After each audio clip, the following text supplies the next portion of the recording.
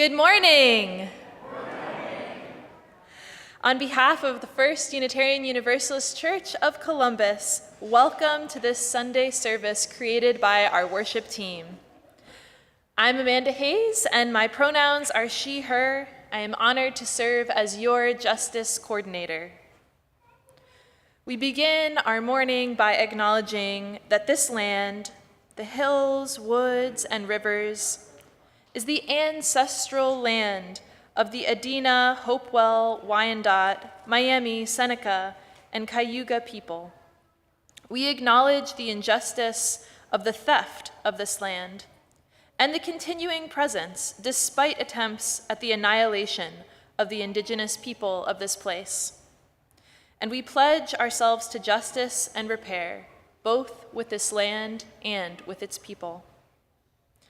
Let us take a moment of silence together to consider how we value and respect indigenous people and culture in this place we also call home.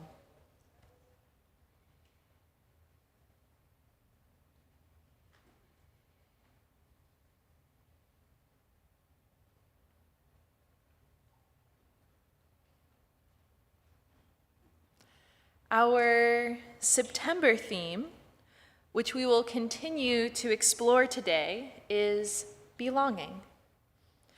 As a Unitarian Universalist congregation with many Jewish members, our service today is about Rosh Hashanah.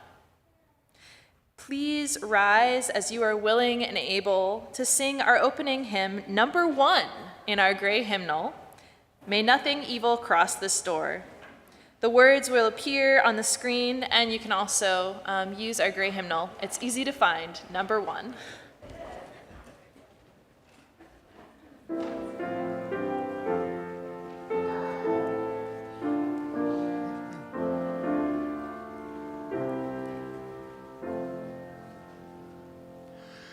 May nothing evil cross this door, and may ill fortune never pry about these windows. May the roar and rain go by.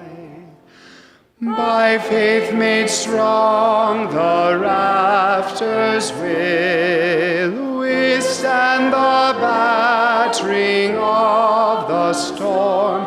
This hearth, though all the world grow chill, will keep you warm. Peace shall walk softly through these rooms, touching our lips with holy wine, till every casual corner blooms into a shrine. With laughter drown the raucous shout, and though these sheltering walls are thin, may they be strong to keep hate out and hold love in.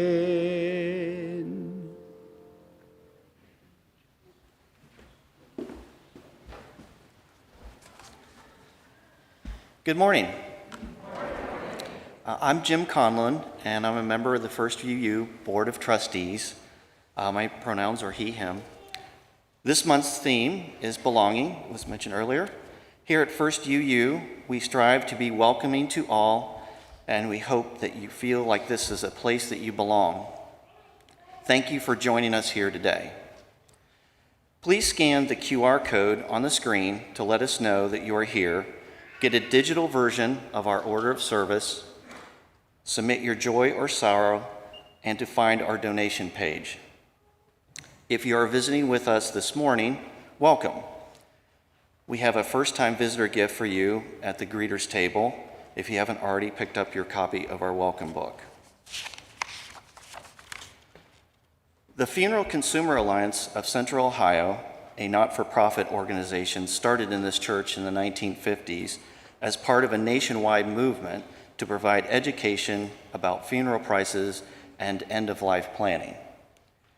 Under the umbrella of our caring team, they're providing a training today at 12:30 in room 202.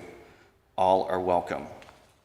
We have a couple of announcements this morning. The first with bread. Marilyn, want to come up here?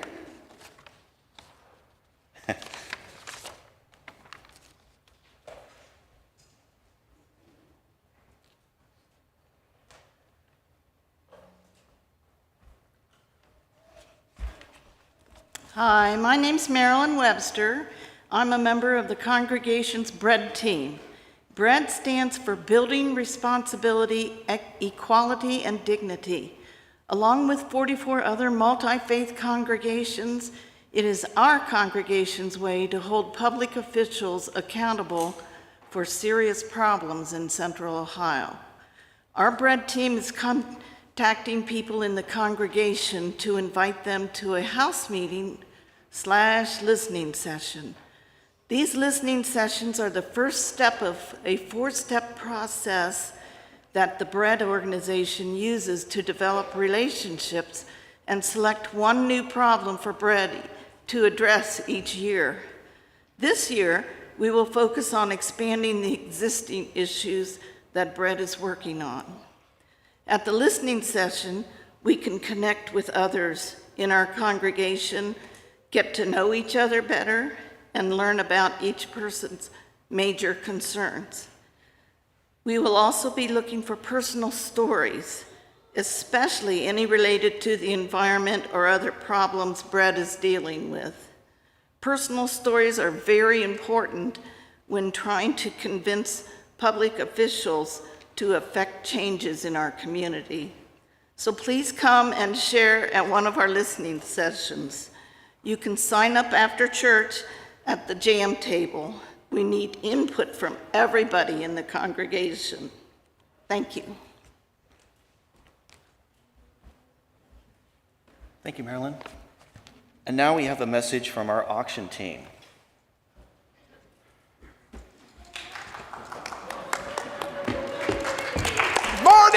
Marty, where are you? Marty! Oh my goodness, Marty, we've got a problem with the flux capacitor. Oh no, Doc, you're my only hope. I have to get to 2022 by October 6th. Are you planning another time travel trip?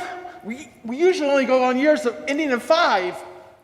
No, I have to enter my donations for the first UU online auction. And I can't do that if I'm stuck in 1955. Well, you know, some of them out there can't even enter their donations online in 2022. Well, I've got to get to 2022. All they have to do is go to the Fall Festival and Auction table in Beach Hall. Well, the DeLorean's gonna need 1.2 gigawatts of power to tear a hole in time. I'm gonna need more plutonium for that. Well, Doc, you don't just walk into a store and buy plutonium. What else can we do? Well, according to the Farmer's Almanac in 1922, it looks like there's gonna be a lightning strike that hits the clock tower at 10:04 on October 6th. That's our only chance to get enough power for the DeLorean. And that's just enough time for me to upload my donations and photos before midnight, October 6th. Great Scott! How long are you planning to be in 2022? Well, there's going to be 2 weeks of online bidding starting on October 8th. And then on Saturday, October 22nd, there'll be the Fall Festival with games, family activities, food, live auction, bake sale, bar, and live entertainment. Party! Wow, oh, right. Well, that will give me time to figure out how to get us back to 1985. Maybe something greener than plutonium, like a fusion reaction that runs on trash. I'll have time to see my grandchildren and buy tickets to the Fall Festival and live auction. I can take the whole family for $30. Cheap at twice the price. Wow, okay. Well, I'll tell you what. Put this alarm clock in the DeLorean. I set it to go off in time to get to the DeLorean to the clock tower when the lightning strikes, all right? Thanks, Doc. All right, see you at the auction. Right on. Fall Festival.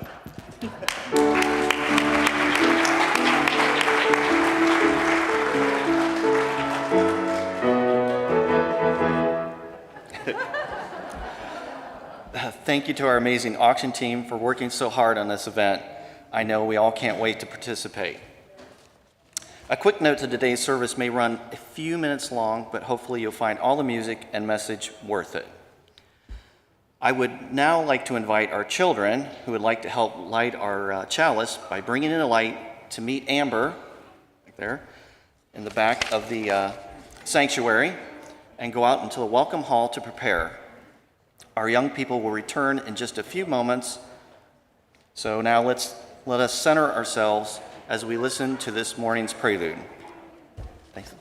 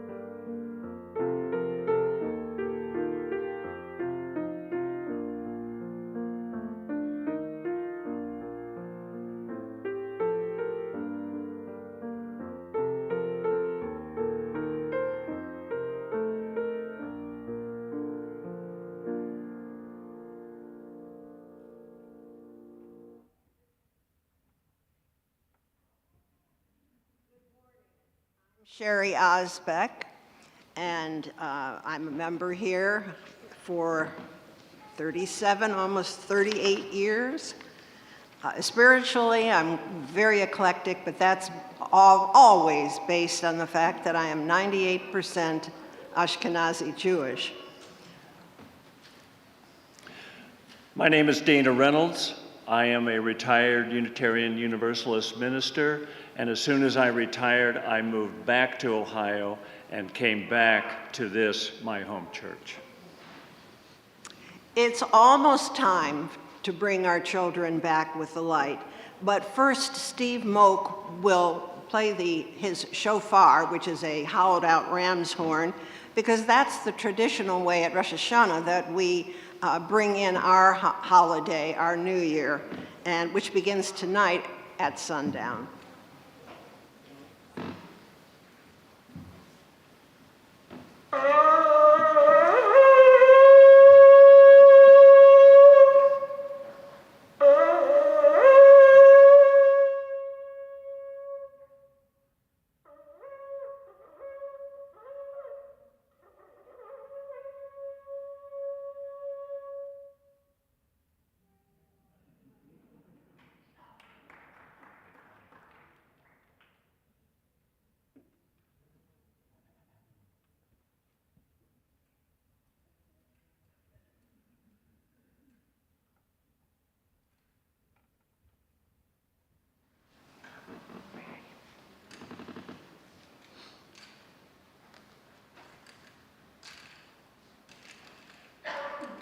Thank you.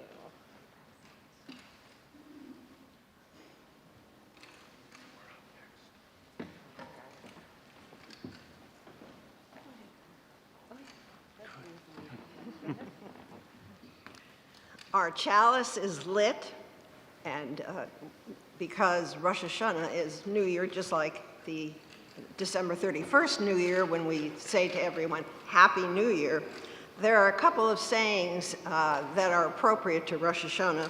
The first one that we say, and that you'll hear sometimes abbreviated, is Lashana Tova Tikutevu. We wish you a happy new year. And we also say Lashana Tova Umetuka. Have a happy, sweet new year.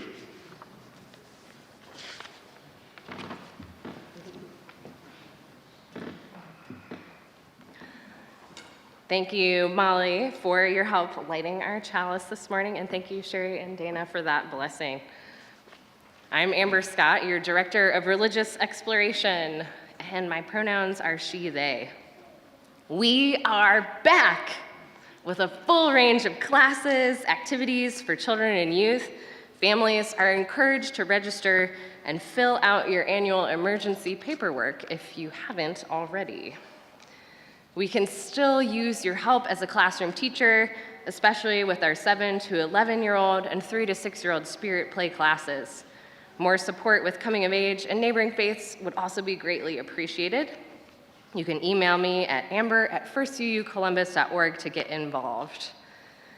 Today's story is called Talia and the Rude Vegetables, written by Linda Elovitz Marshall and illustrated by Francesca Essarelli. As she walked toward the garden shed carrying a big pot, Talia puzzled over her grandmother's request. "Could you go to the garden, please?" Grandma had asked her, "and bring back 7 root vegetables: onions, garlic, turnips, parsnips, carrots, potatoes, and rutabagas. 7 is lucky, and with 7 root vegetables, raisins, and cinnamon, I'll cook a delicious stew to welcome the new year." Rude vegetables, wondered Talia, for a sweet new year? She lived in the city and hadn't done much gardening. Taking a shovel from the shed, she walked to the garden. Rude vegetables, she thought again, pushing the shovel into the soil. How can a vegetable be rude? Does it annoy its brothers and sisters? Does it talk back to its parents? Talia remembered being bossy to her brother, and she remembered being rude to her parents. Rosh Hashanah is coming, she thought. I must ask their forgiveness. Talia dug up a perfect round onion. Beautiful, she thought, but not what Grandma wants. She put the perfect round onion aside in a bushel basket. The next onion she tried to dig would not come out of the ground. She pulled and tugged and tugged and pulled until finally she yanked it free.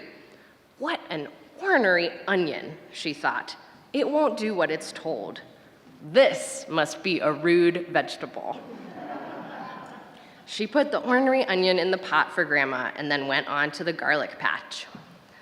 She dug up perfect round garlic bulbs. These are gorgeous, she thought, but not what Grandma wants. She put the perfect round garlic bulbs in the bushel basket. But then she pulled up a very large, lumpy, purple clove of garlic. Look at this garish garlic, said Talia. This must be a rude vegetable.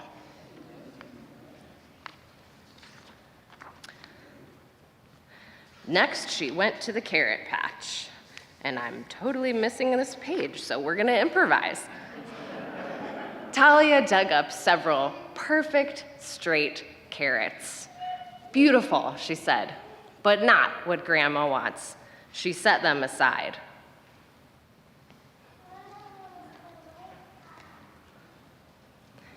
But then she dug up a lumpy, bumpy carrot.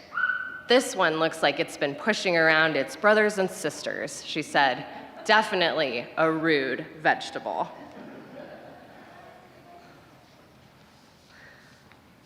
Let's see. Let's see if that page is over here.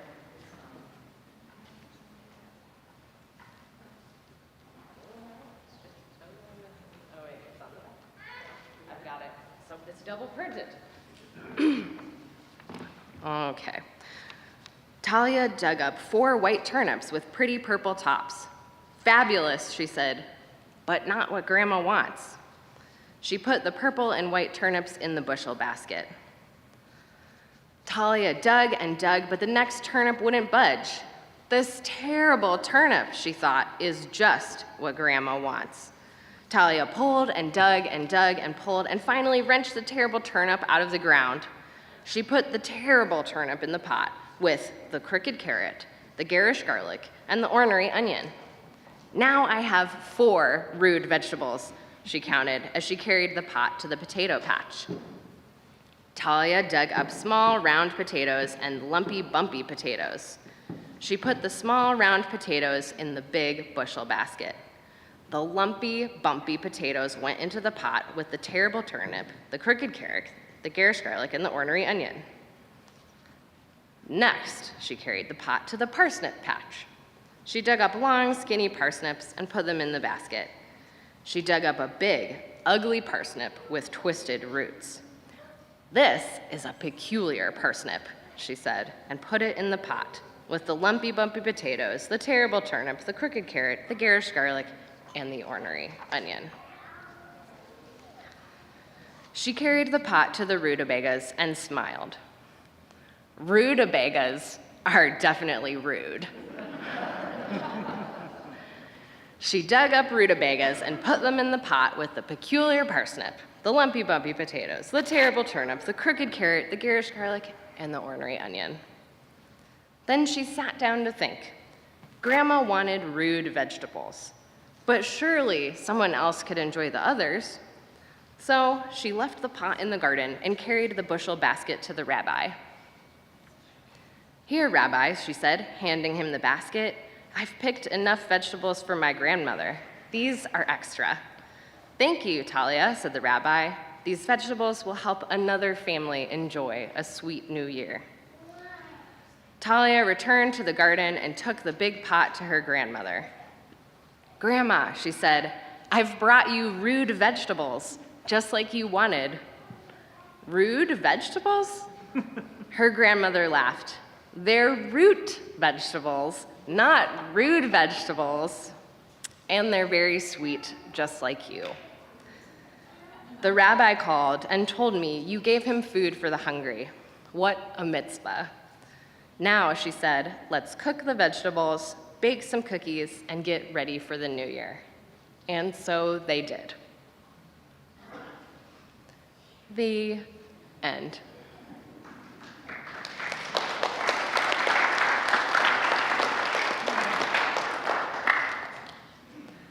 In this story, Talia, mishearing her grandmother's request for 7 rude vegetables, allows her to reflect on how she must mend her ways for the coming new year while also doing a mitzvah, a good deed for others in her community. Making and sharing symbolic food is an important Rosh Hashanah tradition, especially eating apples dipped in honey to evoke a sweet new year. As you enjoy today's service, I invite you to reflect on the ways you may need to change as we greet the new church year and the Jewish High Holy Days. I now invite the congregation to stand and form a sheltering arc of love as we sing our young people back to their families and out to class.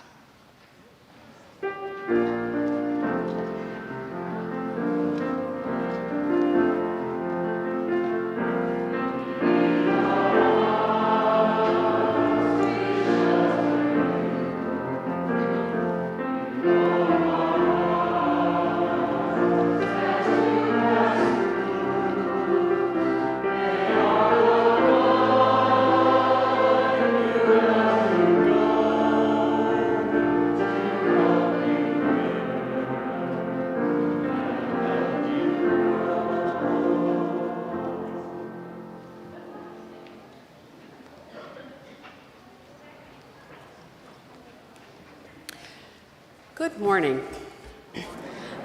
I'm the Reverend Kathleen Fowler, and my pronouns are she and her. Our centering words this morning are by Mary Oliver, the wonderful poet. And the poem is entitled The Journey. One day you finally knew what you had to do and began, though the voices around you kept shouting their bad advice, though the whole house began to tremble and you felt the old tug at your ankles. "Mend my life," each voice cried. But you didn't stop. You knew what you had to do, though the winds pried with its stiff fingers at the very foundations, though their melancholy was terrible. It was already late enough and a wild night, and the road full of fallen branches and stones. But little by little, as you left their voice behind, the stars began to burn.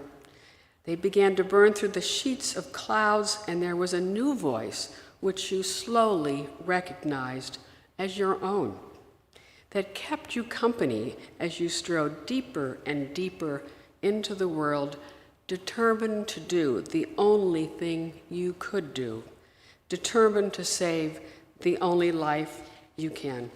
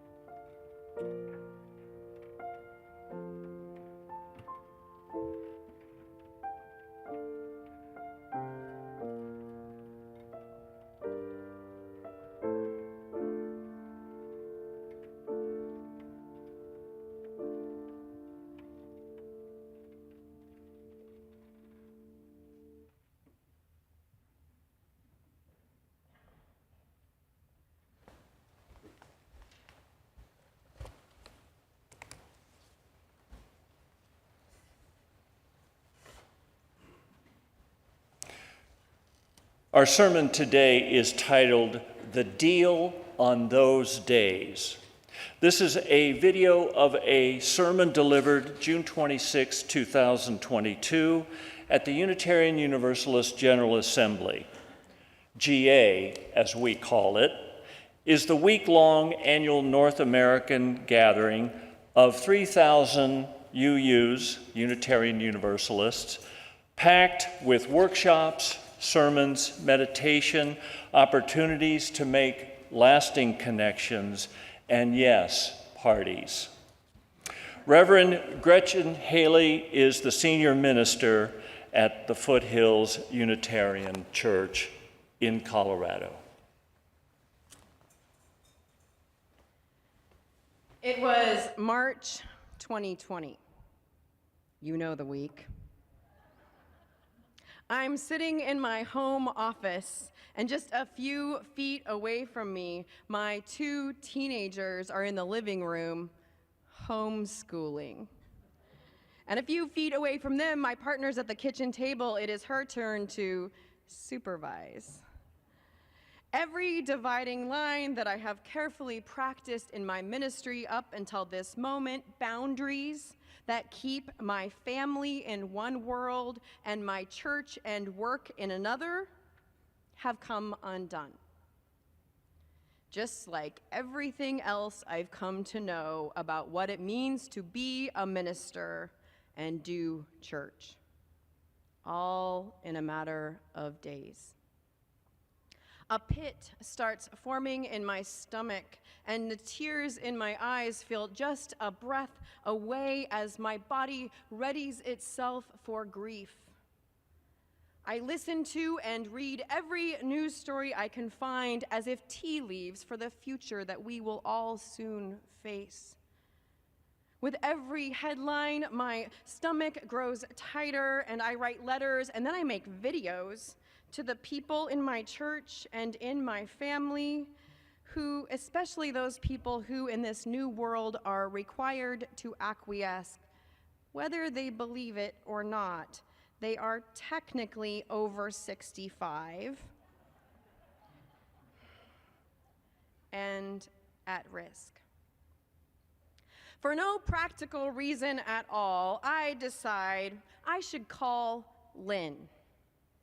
In the congregation that Sean and I serve, that is the Foothills Unitarian Church in Fort Collins, Colorado, Lynn is one of our elders. Literally, in this case, she's 88. There she is. She's on the left. She's next to 2 other beloved elders, Bob and Bev. Lynn has been in our congregation for over 50 years. I don't know exactly why I decided to call Lynn, but I just know I need to hear her voice. Lynn is one of many partners I end up calling in those days. I mean, I obviously also call Sean a lot.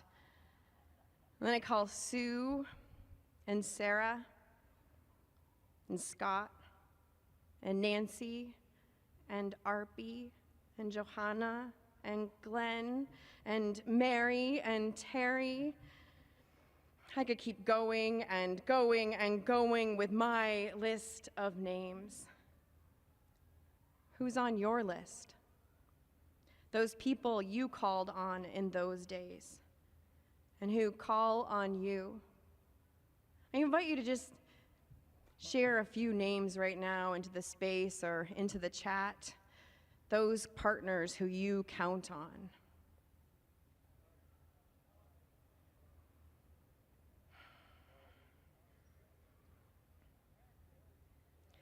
In those days, there was this whole web of checking in just called into being. And in every hello, the tender awareness of feeling way too little, like our story. And in every, how are you? The humble surrender of not having any freaking idea about any plans. Except also there was this trust this automatic response into a steady practice of turning to each other, our partners, who were at least company in the chaos, even though none of us knew when or if the storm would pass. It is, after all, the call that saves us, and the checking in on each other that connects us with something greater, that love that abides. The voice on the other end that says simply yet powerfully, we are still here. We survived. In those days when we had no idea what it would mean for us to do church, at least not as we had known it for decades or even centuries, in those days we knew most clearly how to be the church.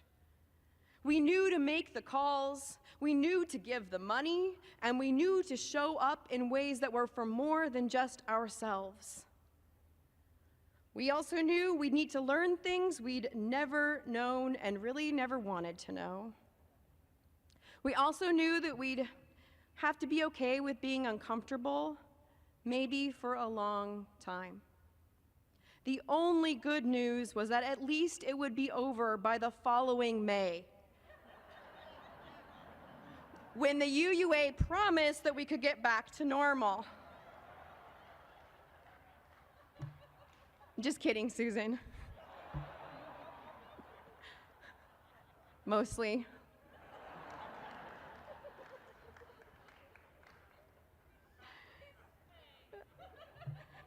Said May.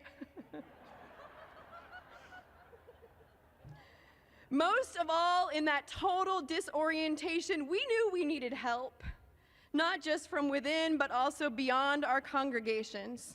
The covenant among our churches was never more alive than in those days, as lay folks and professionals and UUA staff and community ministers and partners in our community, especially the disabled community who had so much to teach us in this time.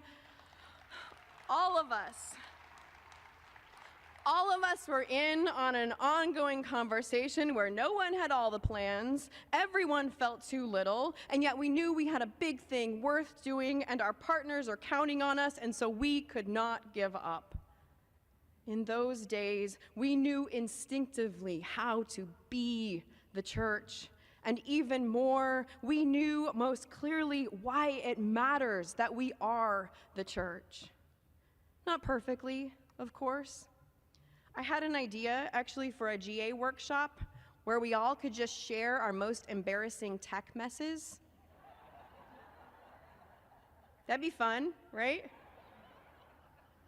For us, I'm pretty sure we'd have to tell about this last Christmas Eve, when literally the feed, it just for some reason that night, it decided it would not load.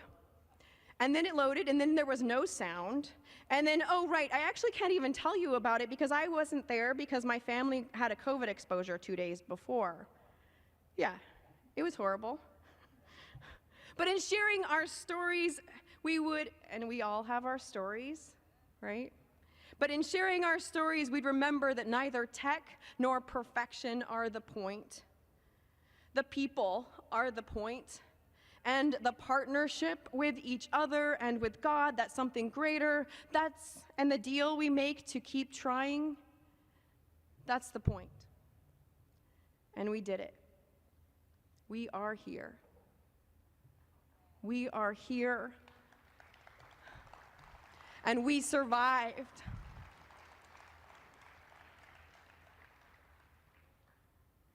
Since I started seminary in 2007, article after article and lecture after lecture has described the institutional and the local church in every way opposite of how I have just described it.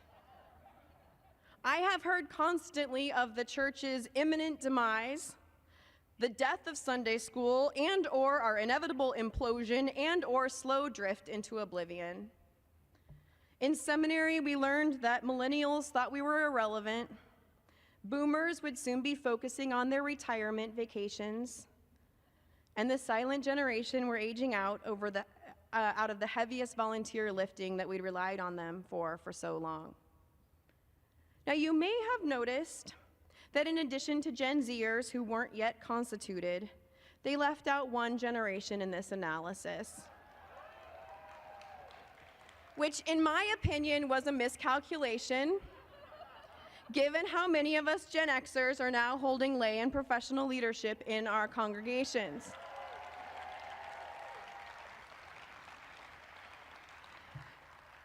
To quote Nirvana, "Oh well, whatever, never mind."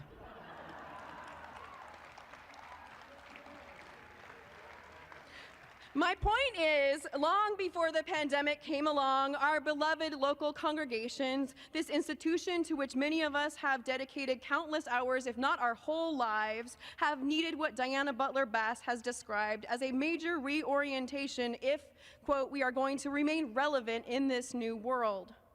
Long before the pandemic, our families and children were not showing up consistently or at all, and yet needed ministry more than ever. Already, before the pandemic, giving was changing as younger generations had fewer resources and really didn't get this whole idea of pledging anyway. Already, we needed to be fully and fluidly present both online and in person, even though we really had no idea what this even meant. And already, our churches were some of the least progressive, most monocultural, white, hetero spaces that many young people will encounter in their whole lives, despite the story many of us tell ourselves or the call that most of us know our faith makes.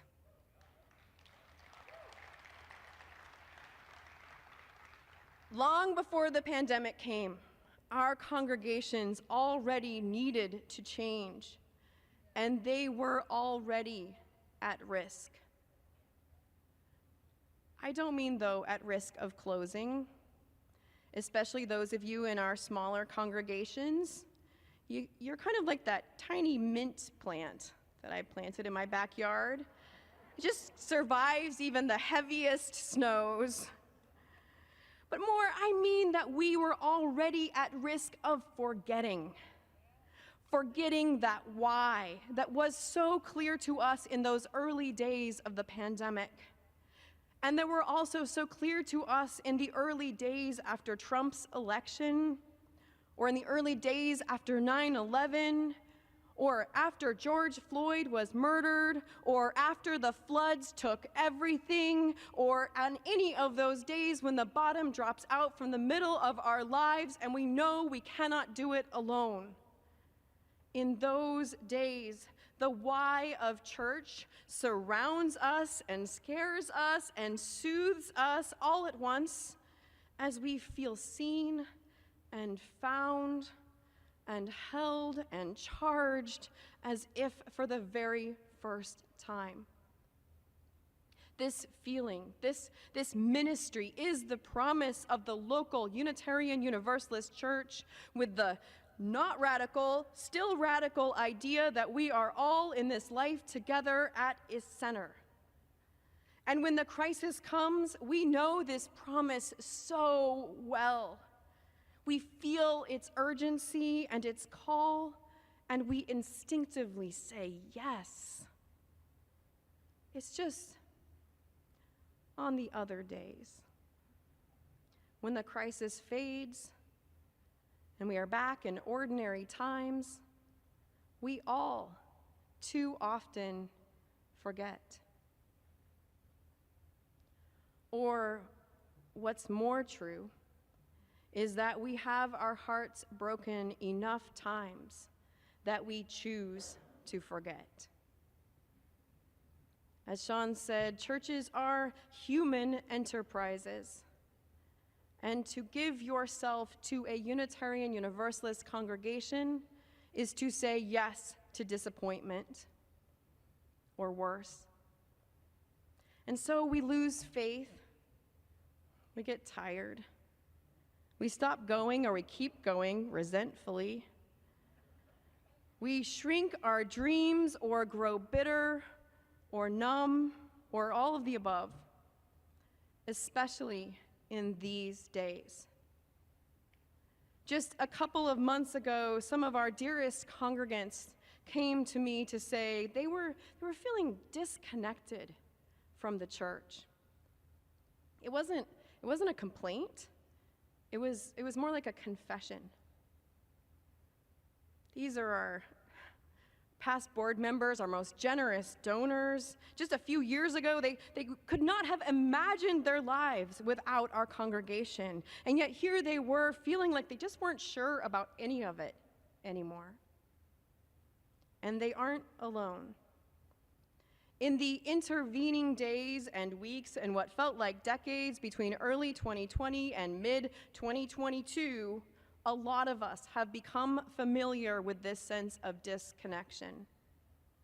Not just because of the pandemic, with its polarization and politicization and that pit in our stomach that we never had time to tend to, but also because of the rise of white supremacy and fascism as it replied to what many of us believed was progress in creating a truly multicultural, multiracial democracy. And then alongside that, the climate crisis has come in close, which in my area now means we have wildfires in December, and in yours might mean still trying to recover from the last storm when the next one comes. The combination of all of these collective forces constitute for us a moral injury, a trauma. And yet we are pushed to keep going. We push ourselves to keep going, get back to work, even while death and extinction surround us and threaten us daily. We are encouraged to return to normal as if the last 2.5 years were like a blip in a Marvel movie. We have survived. And also, we are not the same. Whatever notions we had of the world being finished, or at least on its way, have come undone.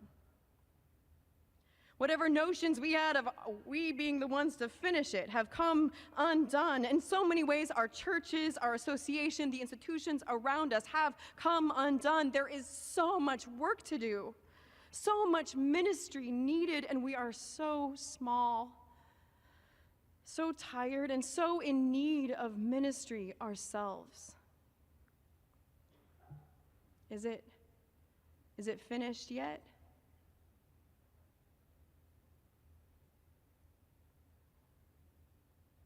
Can I tell you something?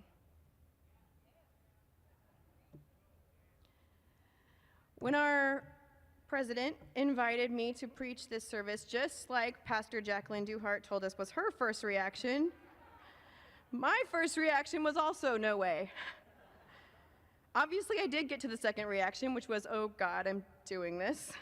But that first reaction was real, and it was rooted both in my terror and equally my confusion about what it means to be here with all of you at General Assembly. Now, to be clear, over the years I've loved much at GA. I have cried and laughed and sung with joy in the rare and powerful experience of being with thousands of other UUs while we are reminded both of who we are and who we are yet called to be. And still, I have also always felt confused about what it means to do Unitarian Universalism in general. Because where Unitarian Universalism has meaning for me is in the particular, in the people and the partners and the stories, even the particular annoyances and frustrations and heartbreak, most of all in the particular repair and the change.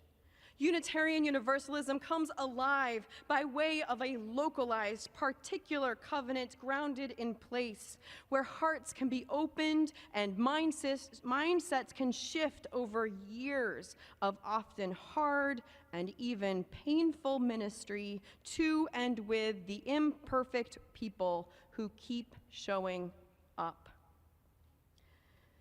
It is like this little button that one of our congregants gave me a few years ago. It said in big letters, "I love people." And then in little letters underneath that it said, "In theory." The grand ideals of Unitarian Universalism that inspire so many of us to travel across the country or to log on in the middle of our busy lives, this is us loving people in theory. Here we can connect with the good news of our faith that brought so many of us to our churches in the first place, and yet keep the promise at arm's length, set in bold generalities and sweeping statements of conscience that may or may not have real meaning back in our hometowns and home churches. Which again, this is not unimportant, and after all we have been through, keeping our faith at arm's length is understandable. It's just this. All of this is not the deal we make as Unitarian Universalists. Our deal is not to love people in theory. Our deal is to love them in real life. Our deal is to keep calling that web of check-ins into being, not just when we're feeling the gift of being in this life together, but in the gut punch. In the times when we most feel like everyone around us isn't doing enough or doing it wrong, when it feels like the only best option is to forget, right then, by which I mean, of course, right now, our faith invites us to remember how urgently it matters that we show up and be the church, not just for the rest of the world, but for ourselves. Not just for ourselves, but for that something greater. Because without the people being the church, there is no church. And without the local church, there is no Unitarian Universalism.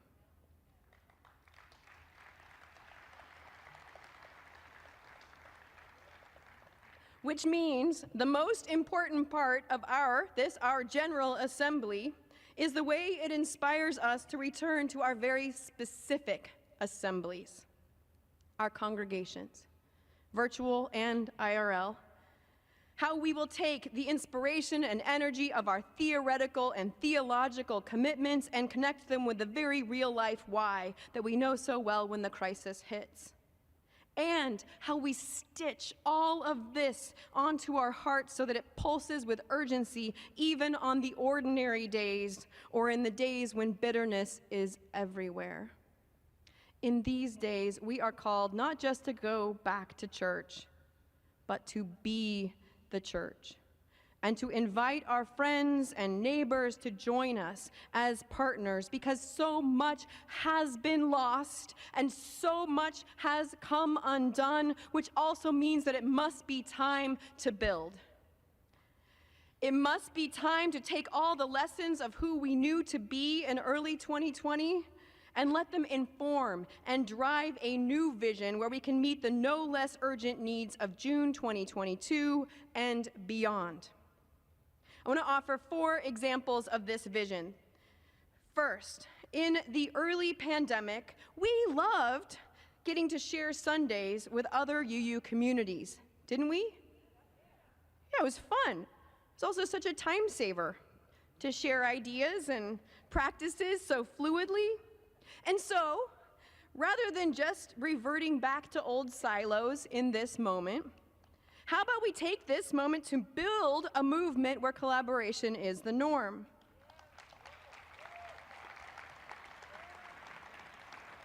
Because it is possible we don't actually need 1,000 separate membership committees. Or 1,000 different stewardship committees, or 1,000 different online services every single Sunday.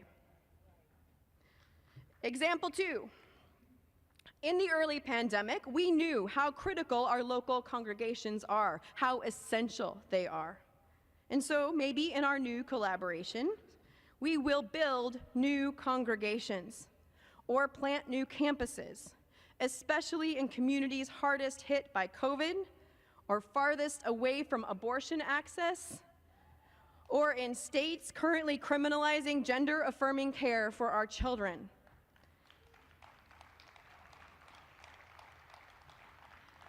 How many ministries would we be starting if we decided our congregations matter at least as much as NPR? Or Planned Parenthood? And don't they? Or really, maybe our partnerships will lead us to pay more attention to the UU churches that are already in these communities and follow their lead. I mean, just imagine saying from within your church, dear UU churches in Arkansas and Alabama and Louisiana and Missouri and Wyoming. Now, I know Wyoming pretty well. It's very close to Colorado, so let me pause here to be very specific. Imagine saying from within your congregation, dear friends in Casper and Cheyenne and Laramie, Wyoming, we know that Unitarian Universalism is urgently needed in your communities, and we believe your churches are the best way for our faith to be made real. Thank you for your work on reproductive justice and trans inclusion.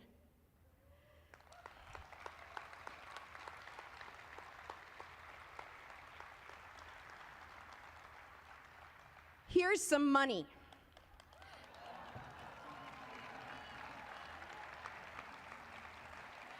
Do with it what you need to grow your church. We are praying for you. We are here for you because we are partners, all of us, and we can't give up on this big thing, this deal we make to love people in real life. And yes, that is the Reverend Leslie Key, who serves both in Casper and Laramie, Wyoming. This photo is of her at the abortion clinic that she and her church are starting to help start in Casper right now as a way of fighting the trigger laws in her state.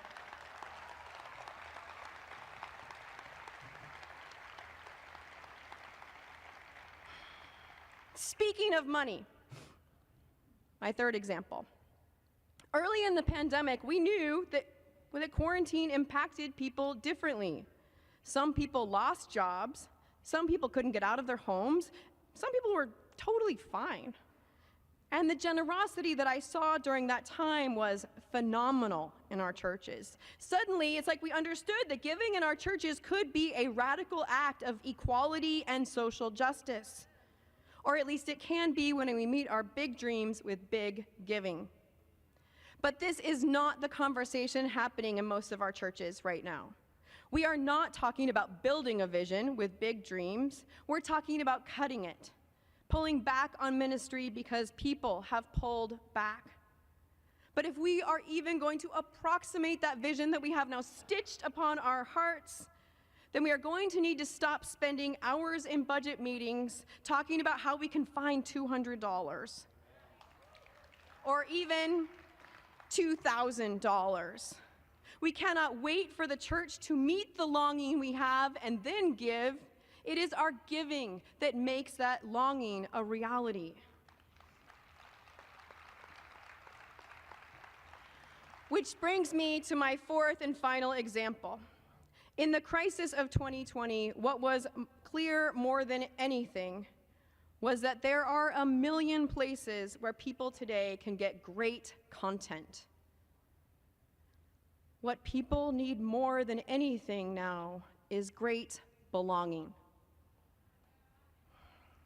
And the good news that we remembered in 2020 is that this is literally what Unitarian Universalists most have to offer. Our part of finishing the world is the practice of relationships, transformational relationships, accountable relationships, steadfast relationship.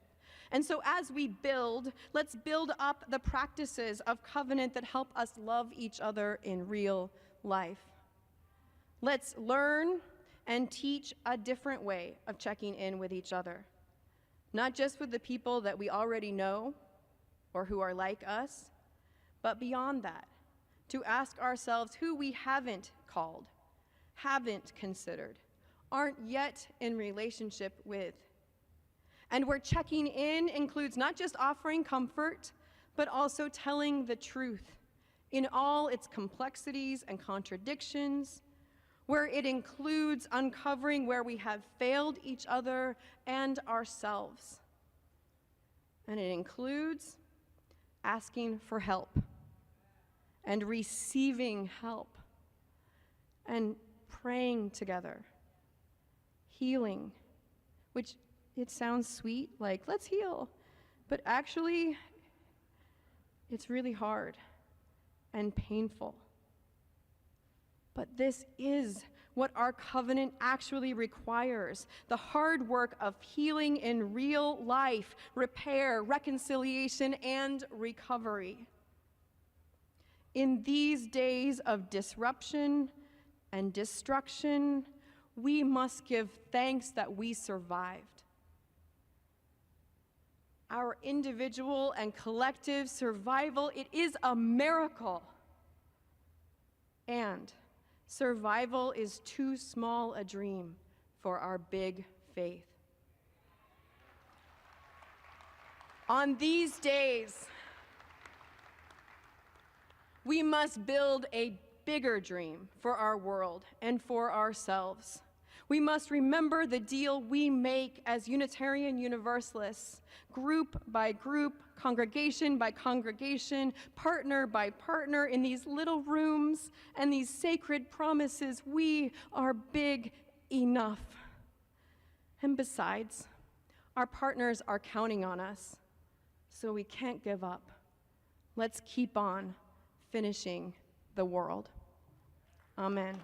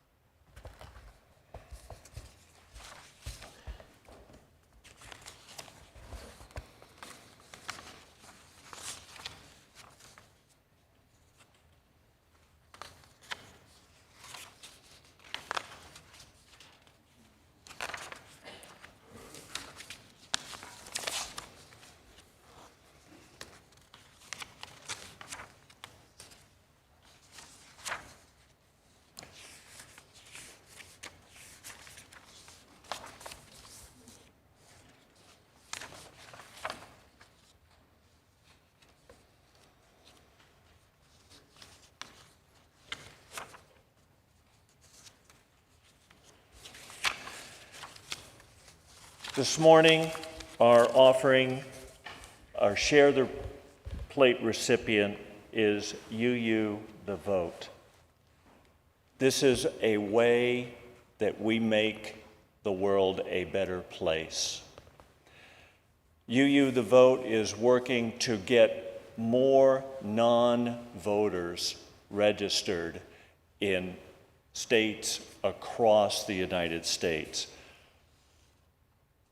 Maybe one day we'll get closer to 60% of eligible voters actually voting. Hasn't happened yet, very often. There are several ways to give this morning. You can text to the number that you see on the screen. You could click on the QR code, and our ushers will be around shortly to collect and pass the baskets. As we together belong together to build a better world and to belong to each other. The morning offering will now be given and received in grateful appreciation for this church and its ministry.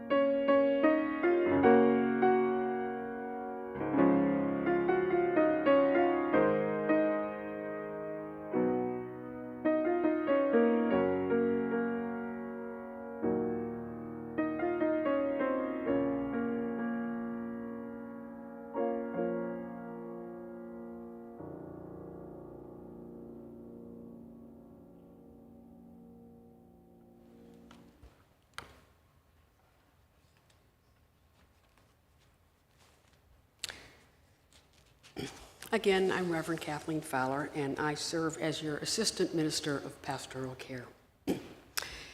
Our caring meditation this morning is adapted from Victoria E. Safford's work entitled Map of the Journey in Progress.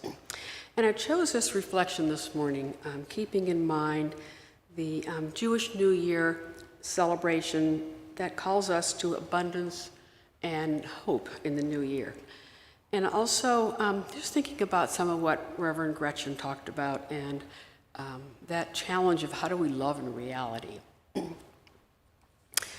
So, map of the journey in progress. Here's where I found my voice and chose to be brave. Here's where I once forgave someone against my better judgment, and I survived that. And unexpectedly, amazingly, I became wiser. Here's where once I was forgiven, was ready for once in my life to receive forgiveness and to be transformed. And I survived that also. I lived to tell the tale.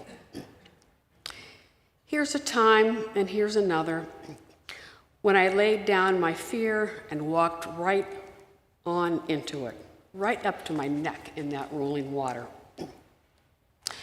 And here's where cruelty taught me something.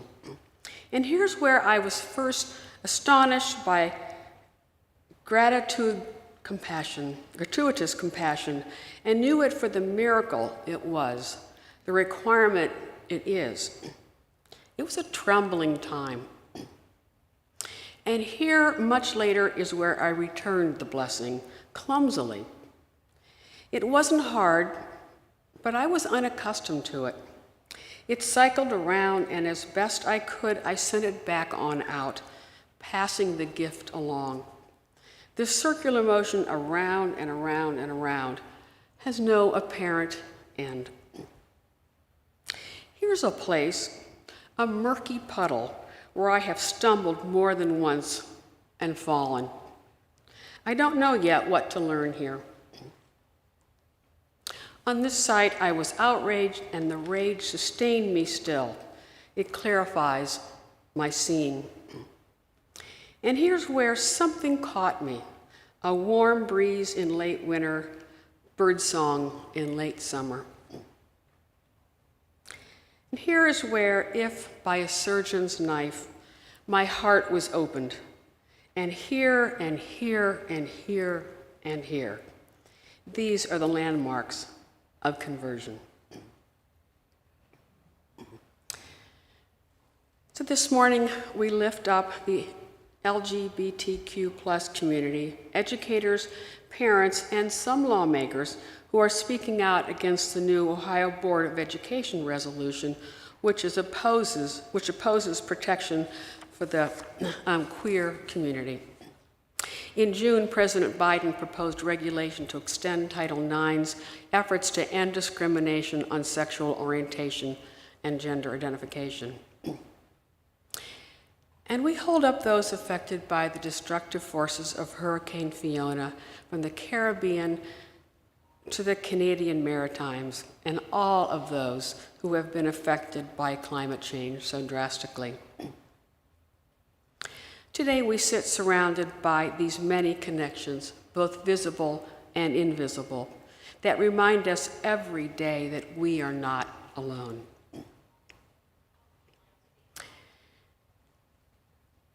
Peace be with us and with all those beings that share this earth. So now I would like to invite our pastoral listener this morning, Pat Snyder, to come forward and share this week's caring cards, and if there are any, the joys and sorrows submitted this morning. Good morning.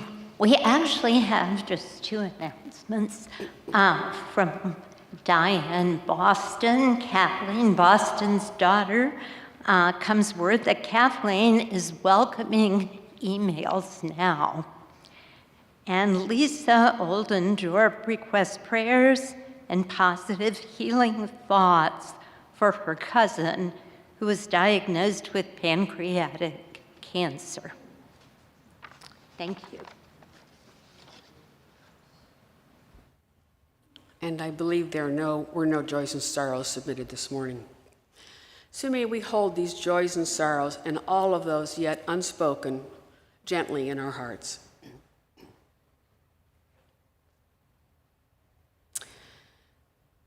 And as I ring our temple bell, I invite you into a moment of shared silence to reflect, imagine, pray, or simply to breathe. We will ring the bell a second time to continue our service.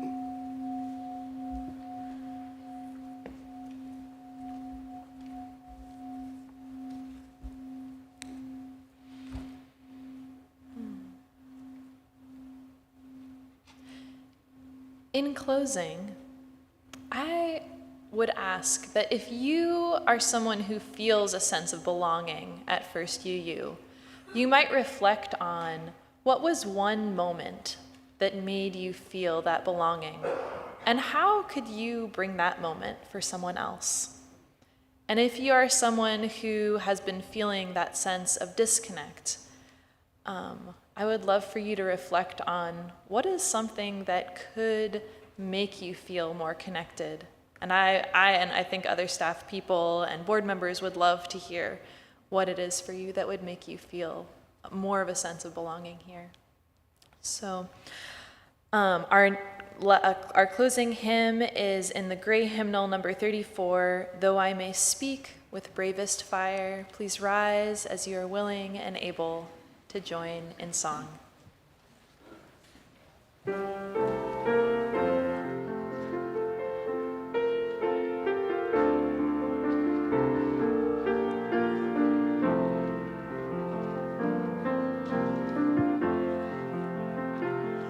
Though I may speak with bravest fire and have the gift to all inspire, and have not love, my words are vain as sounding brass and hopeless gain. Though I may give all I possess, and striving so my love profess, but not be given by love within, the prophet soon turns strangely thin. Come, Spirit, come, our hearts control, our spirits long to be made whole. Let inward love guide every deed. By this we worship and are free.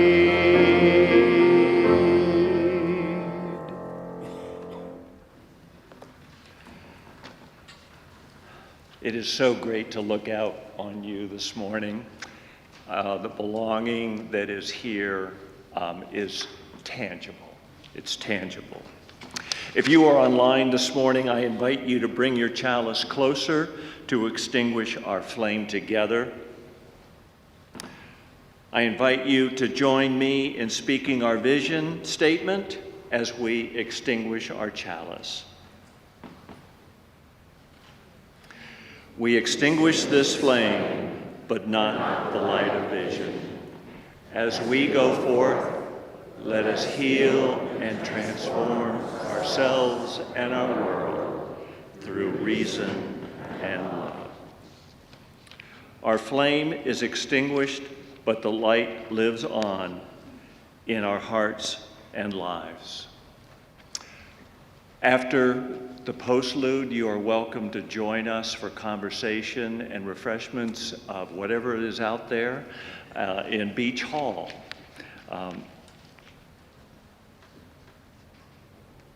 Thank you.